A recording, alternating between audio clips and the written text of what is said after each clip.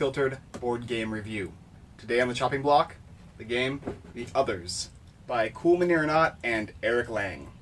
The Others is a interesting style of a game. The theme is basically you have 7 sins and tons of heroes.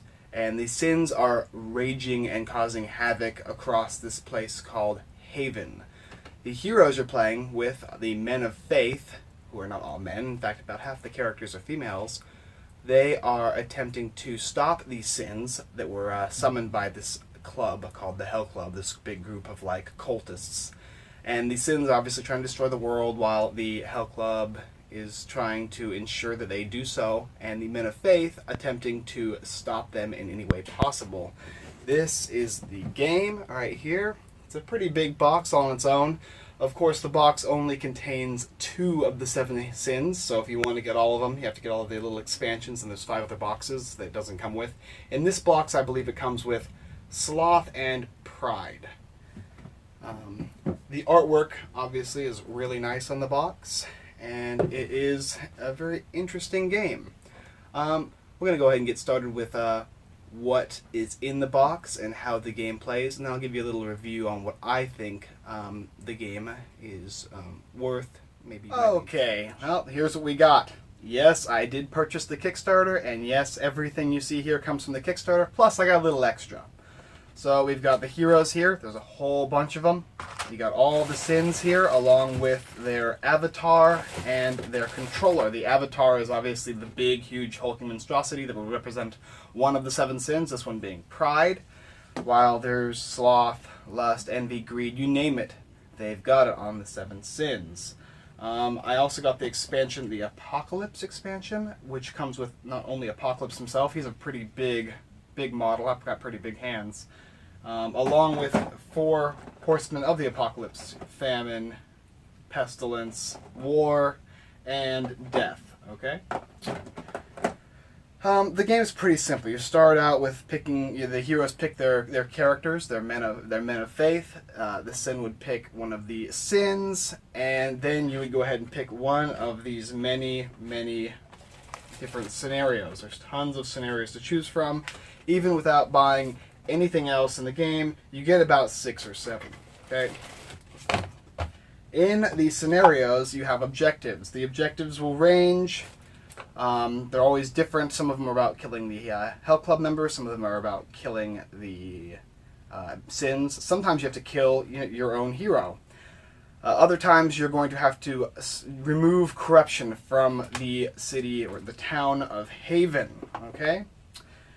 Every character is going to receive their own board, their own playing board, in which they can take damage from the sins, or they can give themselves corruption or take corruption. Now, a really interesting thing about this game is when you take corruption, the corruption track will move up and you will receive bonuses. Now, every single character has the same exact corruption track. You don't have any differentiation when it comes to corruption. Being as in the original corruption, you start with nothing, and all the way to the end you get a whole bunch of bonuses. But the cool thing about taking corruption is when you take corruption in any of these spaces up here, you get all of the corruption bonuses following behind it. Now, the bad thing about taking corruption is that once you fill up your corruption track, you also start taking damage, and that's what kills your character. After about 5 points of damage, you will die. Now, the characters also get different upgrades you can achieve through searching buildings, the city spaces themselves. These are the different tiles. There's tons of tiles in this game. There's probably like 30 or 40 of them at least, and they're big, and usually you get about 6 or 7 of them per game. The turns are pretty simple. The first thing you have to do is move and or take an action through every single hero. The sin player, which is what actually is really interesting about this game, the sin player never actually has a turn. In fact, the sin player only reacts to things in which the players do. So the sin will get a certain amount of reaction tokens, and when the players do a certain action, he will then choose whether he wants to react afterwards. He can only react to the character in which takes the action, and in doing so, he rolls a bunch of die. Now, this game comes with a lot of dice. This is probably like 30 different sin die when you get the Kickstarter version. If not, you get about probably 8 or 9. And the human die, you get enough to play the game. I've heard a couple complaints that yes, the game doesn't come with enough hero die, and sometimes you have to remember what you rolled and roll again. That can be kind of irritating. Sins also get their own specific sin cards. There's a whole baggie here representing all the different 7 sins and all of the original sin cards, as well as occultists. You'll get hobos or priests or nuns, firefighters, policemen. There's tons of different types of occultists, and they all do a small little ability. Some of them generally will bring another cultist into play, as well as a small ability like put a fire down on the ground or put a corruption on the ground. When heroes walk across the ground, you will have to roll, as a sin player, corruption checks or fire checks. If those successfully, corrupt and or burn the players, they'll take damage. The interesting thing about this game is that when you're playing it, you always feel, no matter who you are, that the odds of you winning are very low. You feel like you're under pressure constantly, like things are going wrong, like, oh no, my characters are dying, because you start with 7 characters, and as you slowly take damage and corruption, your characters start dying. And generally, when you play any of these type of games, especially games that are similar in style like dungeon crawlers, you want to keep your characters alive as long as possible, because the character dying is not good. In this game, however, you want your characters to die. You want them to go out in a blaze of glory to achieve whatever objective they need to achieve to go on down the track. Now, I'm going to give you guys a little tip here, okay? You need to complete these missions. When you complete these missions, you win the game after you complete the 3rd or 4th mission, depending on the scenario. Now, if you are more worried about killing the monsters, which always respawn, or achieving a different objective before the current objective has been completed, you're not going to do so well. And the Sin player, if he chooses to spawn incorrectly or attack wrong players, that kind of stuff, he's going to suffer a lot of consequences. Now, just like Blood Rage, Cool Mini or Not brings you a beautiful game. This game is spectacular when it comes to art, and when it comes to the design of the characters, the style, the feel. You're always feeling like you're hopeless, like you're lost. And you get these little tokens you can place on your characters. They have to basically tell you what your characters are, so even if they're not painted and hard to recognize them, you'll be able to go ahead and say, okay, that's a shooter, or that's a fixer. Okay, which fixer's in play? And it comes with a boatload of tokens, as well as a bunch of little miniature corruption and or health tokens, which will also benefit you greatly. It's not just all chits, which is really nice. So you go through the scenarios. Once you complete them as the human player, you will then succeed. Or if you fail to and lose your last remaining character from the pool of characters to choose from, meaning if you have 7 characters and you're playing 3 players and you have 3 characters on the field and you have 4 characters killed off, that means you have 3 left. If any other one dies and you can't replenish that character, then that means that your characters are all pretty much screwed and the game is pretty much over. A lot of game here, folks. A lot of game. There is tons of game in this game. Is that a good thing? I played it a couple times. Let me go ahead and tell you what I think. This game, while it seems like there's a lot to it, there really isn't. As characters, like I explained before, you get to either move or you get to make an action, or both on your turn, and you get 2 turns per character. The Sin player obviously has a certain amount of reactions, and you can gain and lose reactions in this game. This game, in my opinion, from playing at least 3 or 4 times with my friends, it always felt kind of hopeless for everybody, which I felt was actually pretty cool, because in reality, it was maybe 1 or 2 turns difference in every single game scenario. My friends would be screaming, "The dice are rigged because of the cuts in the dice," or, "Oh, all of my characters were killed in the fire before I got to do anything, I blah blah blah blah." Or I would be like, "Oh, I wish my Sin didn't move there, because now once he's stuck in a character's space, he can't move just like any other game. If only I had done this differently or that differently. Or maybe I should have picked these characters to die as opposed to these ones, because in the game, there is basically a satellite that explodes units instantly. And in one of the scenarios, my units basically exploded because I chose the wrong ones. All they had to do was walk into the city spaces, explode them, and the game was over. Oops. The game is fairly balanced. I really honestly believe that. I think that the game is extremely balanced. If you like the horror aspect of video games, and or like those kind of creepy horror-like style where you're walking in like a cemetery or walking into like an asylum. It kind of has that feel.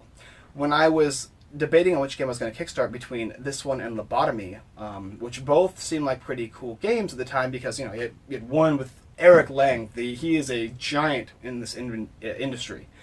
And then Lobotomy was this little indie Kickstarter, and I was sitting there going, "Ooh, look at those models! Ooh, look! I like the purgatory kind of aspect. You feel like you're kind of in limbo in this game."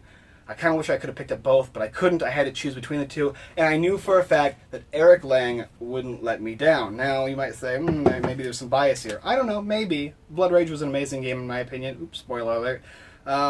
This one actually was really good too. Was it as good as Blood Rage? I would say it would be pretty close, at least for me and for my gaming group. We had a good amount of time. The game says it's about an hour and a half. I would say maybe an hour and a half to 2 hours, depending on how many players you have. If you have a full group of players, maybe a little longer. And if you're explaining the game, expect a 3-hour game if you've never played with these other people, okay? Like I said, the component quality is amazing. The game flows. People in other reviews would often say, oh, you know, the Sin player has to react to other players, stopping the flow of the game. Well, that is a good thing, though. Like, the flow of the game kind of goes, ooh, oh no, what's he going to do? And then the reaction happens, and they go, oh, okay, time to devise a new strategy based on that reaction, which creates a new flow every time the reaction takes place. I find this to be really spectacular. Yeah, honestly, guys, just for the models alone, this game was worth it. I think it was maybe $130, which is a pretty steep price for any game. But retail, the others goes for I think $90, which, you know, is it worth buying? I would suggest you try it before you buy it. Honestly, try it before you buy it. If you feel like you like miniature games, like the Ameritrash theme of games, if you like Eric Lang kind of games, the flow of his games, this one hits that sweet spot in between, I think, Blood Rage and Zombicide. They both kind of put those things together with the movement of Zombicide feel, kind of, with the theming and style of Blood Rage. There's no deck building, it's just card drawing and card placement. But as far as the feel of the game goes and the flow and the change of flow, I would say this game is great. Yes. And most of my friends who played with me also agree. In fact, sometimes when we played, the first 2 games we played, they wanted to play again. Now, it was 3 in the morning, and I said no, but they were like, yeah, let's do this again, let's do this again. I'm like, not tonight. Tomorrow night. Tomorrow night we'll play again. So I need to do this review. So, that's kind of what I think of it. Artwork, A+. Gameplay, it's a B.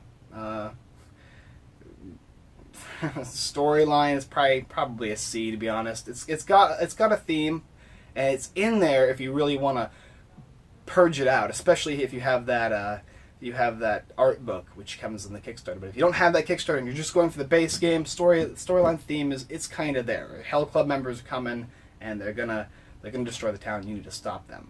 Kill the Sin, and you feel that sense of awesome, like, yes, when the Sin blows up and you know you've killed that Sin, and the Sin player is screwed beyond all belief because you've got that perfect roll, because when you roll the die, you know, you have to get the exact amount. Kind of like Magic the Gathering, if it's a 7/7, you have to do that 7 damage. Same kind of aspect here, but you get a sense of, like, you know, complete victory and satisfaction. And this game gives you satisfaction no matter what character or players you are, and no matter what side of the teams you are on.